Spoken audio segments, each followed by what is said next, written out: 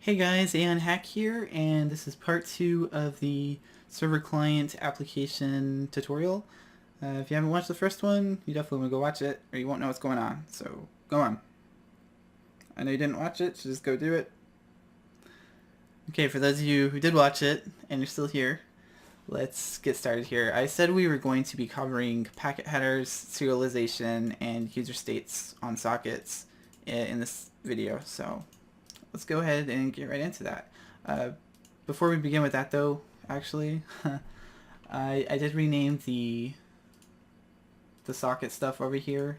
Its new official name is buffered connector, because that sounds pretty freaking awesome. But so that's what these files are over here. So it's just the class1.vb renamed to buffered connector in both of these projects. So there's your explanation for that. We're just going to add a class to both of these. So let's add an empty class to both projects.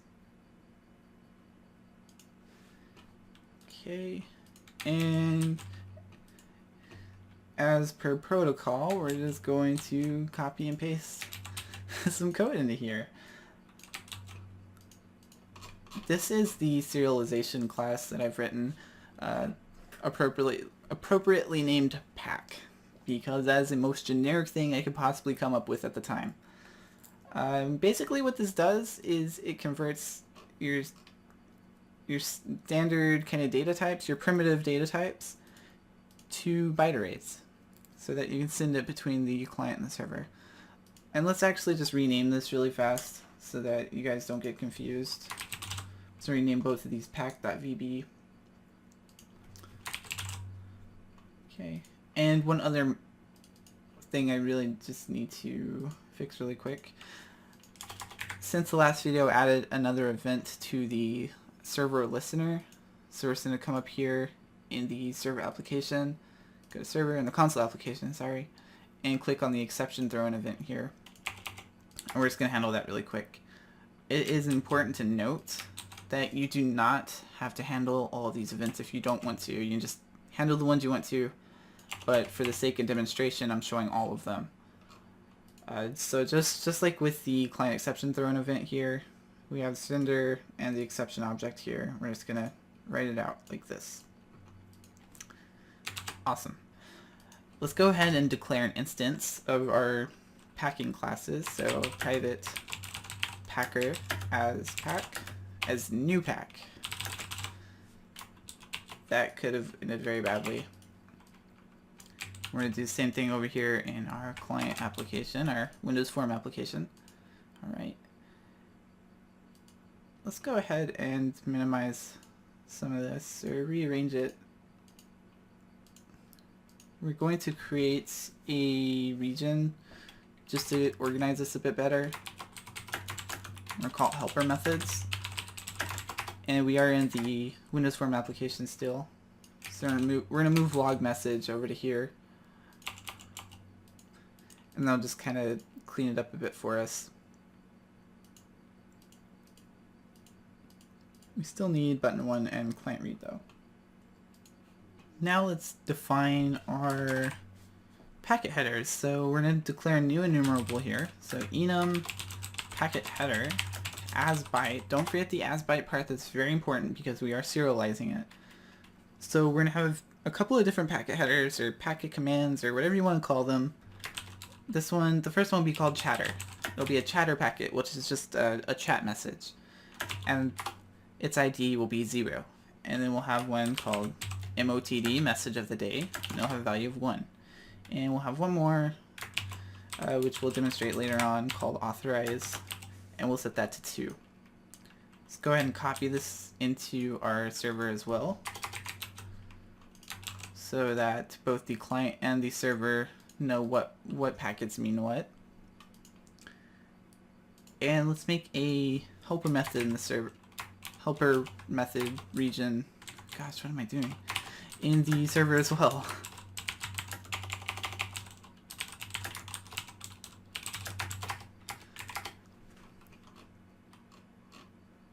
Which apparently we don't need yet, so that was kind of pointless. Sorry about that. Okay, so we have the log message here in the helper methods of the client Windows Form application. Let's add one more called private sub syn packet. And the first parameter here is going to be a packet header, so we're going to call it header as packet header, and args as object array. And actually that should be a parameter array, param array. Which I don't think I actually explained what it was before in the last video. If you're not familiar with param arrays, basically just you can put in any number of arguments that you want to. It's very, very useful. You should familiarize yourself with those. So in here we're just going to do dim data as bytes equals packer serialize, and then we'll have the header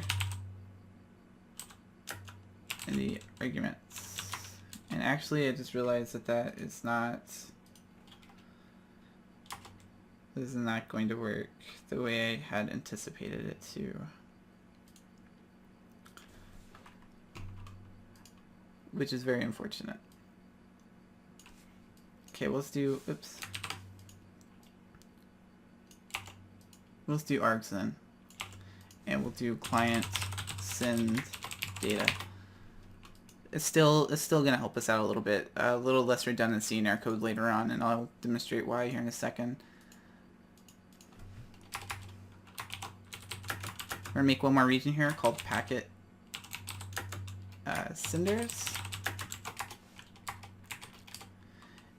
and declare a new sub here, private sub send chatter packet maybe, and we'll just have the message as string. In here we're just gonna do send packet c byte packet header,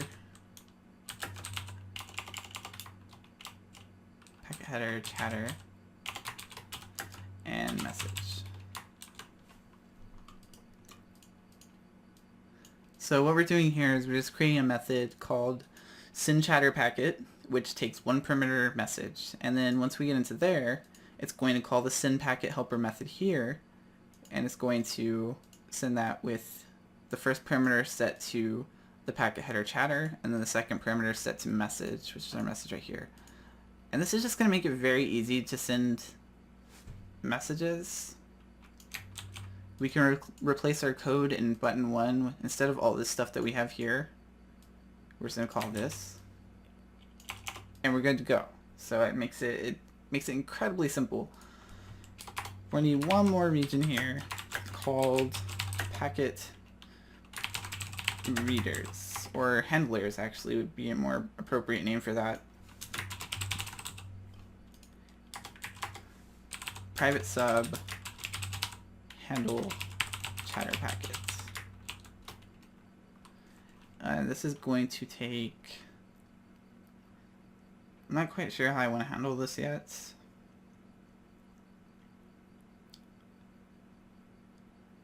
Okay, well let's leave it like this for now. And we'll add the parameters here in a second. Let's go ahead and handle the actual incoming data. So we're just going to declare a variable here called values as an object array. And it's equal packer deserialize our data. Now if values is nothing, or else values.length equals 0, then we're not going to handle it. We're just going to return and not handle it because it's corrupt or someone's messing with us. So we don't want to crash the entire application. So instead we'll just discard it. Then we can get rid of this right here. We're going to do select case value, direct cast values 0 packet header, and case chatter, case message of the day, and case authorize. Alright, so what we have going on here is we know that every single packet And the way we have this set up is always, the first value is always going to be set to a packet header. And this will allow us to just kind of identify what it is and how to handle it. So we know if we get a chatter packet, we need to call handle chatter packet. We'll have one for message of the day, and authorize actually won't be used here, so we can discard that. I guess we could use it, but I'm not going to get into all of that right now. I guess probably the best way to do this is just to accept a string value here, so, or rather values as object array. So let's pass in our values directly to that method. And here in the handle chatter packet method, we know that there's supposed to be a second value here, values 1. So what we're going to do is just append that. We're going to do log message and direct cast.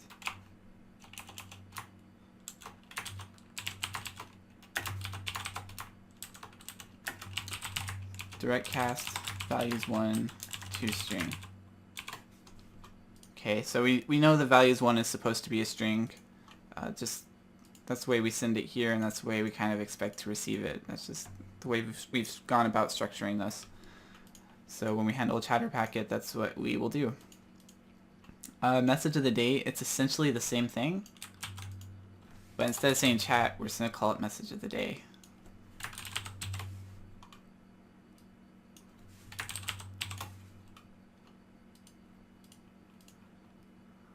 And this will be handled slightly differently server side. Alright, so that's pretty easy to understand, I think. If you guys have any questions about this, just let me know. There's probably better ways to do this, but this is pretty simple. It's kind of hard to mess up, so I don't think anybody could really complain about it. Let's go ahead and handle all of this stuff server side now. We're just going to copy the send packet method, helper method here into the server. But we also need to take a client parameter here. So client as server client.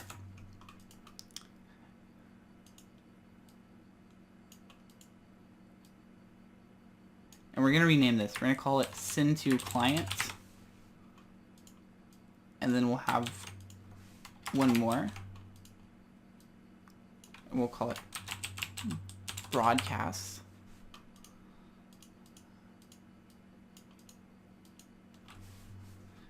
And then we'll have just one more here. We'll have one called broadcast exclude. The broadcast one actually doesn't need the client parameter. I'm going to show you why here in a second. So this send to client is fine. This is send it directly to the client that we provided. Broadcast exclude is going to exclude the client we provided. So we're just going to do for each C as server client and server clients. If not C is client, then C.send. So basically, if the client in this iteration is not the one that we provided up here, then we're going to send the data to it. Broadcast is going to send it to everybody. So for each C is server client and server client C.send. So it's to send it to everybody. It's not going to exclude anyone.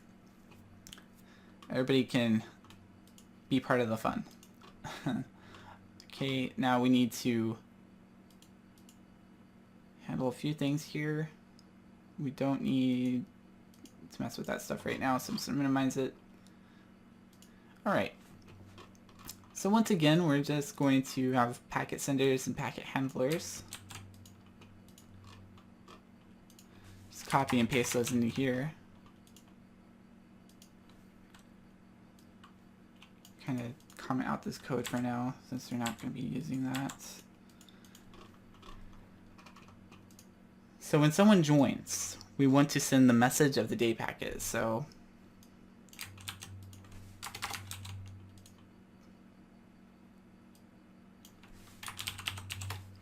send message of the day packet, provide the client.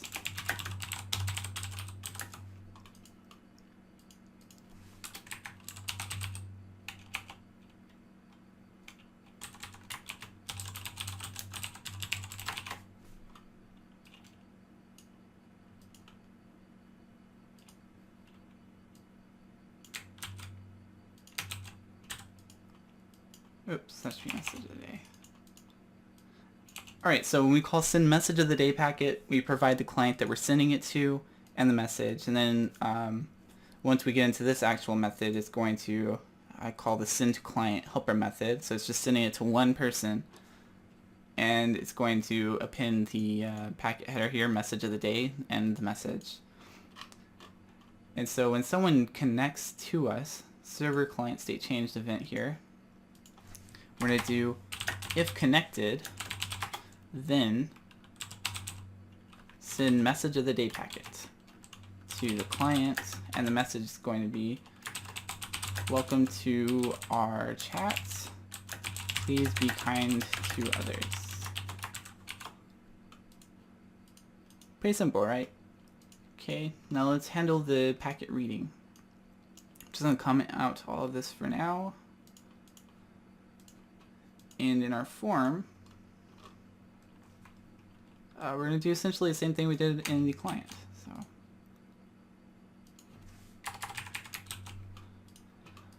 we're going to get our values. We're going to deserialize by, or we're going to get our values by deserializing the data right here that was received. If it's nothing or the length is 0, then return. We're just going to ignore it. Actually, since this is server side, if that happens, we're also going to disconnect the client because they're up to no good. And we don't want them communicating with us. Right here, you could probably also ban them or something, but I wouldn't really recommend that. And just to be on the record, sorry, my brain's not working. The socket class does not have a ban method, so you'd have to implement something like that on your own, probably using the endpoint or some hardware ID or whatever. Okay. And now we're going to handle the packet headers that are coming in to us. The server is never going to get a message of the day packet sent to it. It shouldn't, at least. And actually, we're going to do case else client disconnect. So if we get a packet header that we're not expecting, we're going to disconnect the client. We could send them an error code or something, but we're just going to disconnect them, because that's the easy way to do it. We can remove that comment. We don't need it.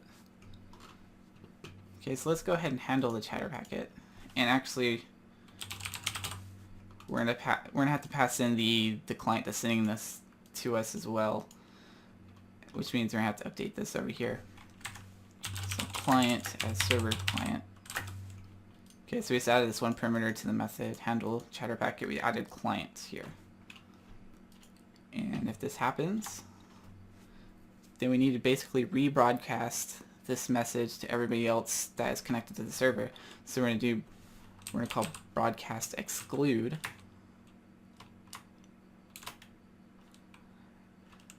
The client.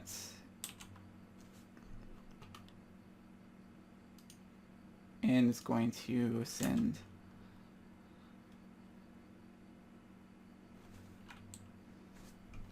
basically what's up here.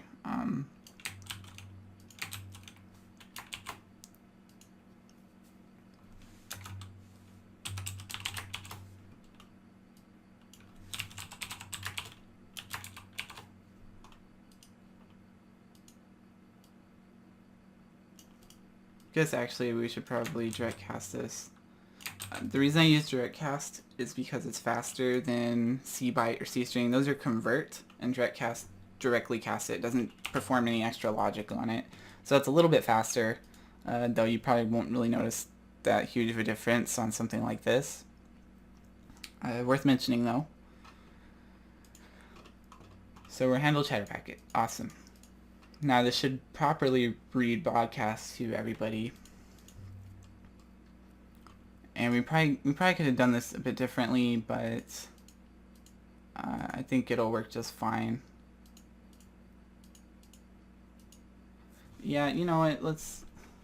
We'll do this the right way.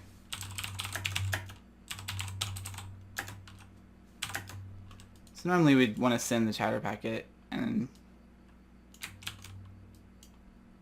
we're just doing this. Broadcast exclude, chatter, message.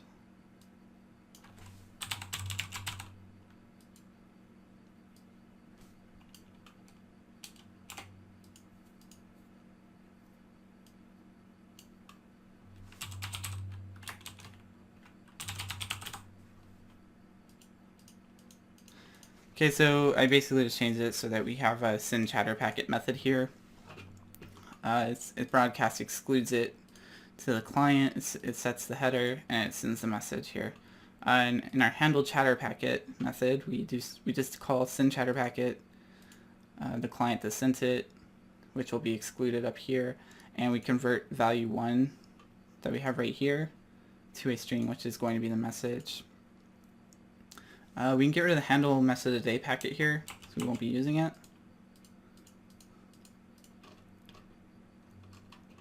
And that looks pretty good. I think that's correct. Should make sure that handle message of the day packet is working here. Yes, it is. Okay. So I think we're good to go. Let's go ahead and run this. But first, rebuild the chat program here. Sometimes you don't rebuild it, the changes won't occur. It'll be in an older build, so you definitely want to rebuild every time. Debug, start new instance. Okay, so it got the message of the day there when it connected. We're going to let's run another instance of this really quick. Just so we can make sure the message is being sent to everybody. Test. Okay, so we got the chat message test. We see here what's going on kind of in the server. Alright, awesome. This video is up to 22 minutes long. I'm really sorry about that. I didn't expect it to take this long to cover that stuff. Kind of my fault. I know it was sort of misguided, or poorly guided rather. Watch the third video, the third installment, to find out about user states and sockets. See you guys then.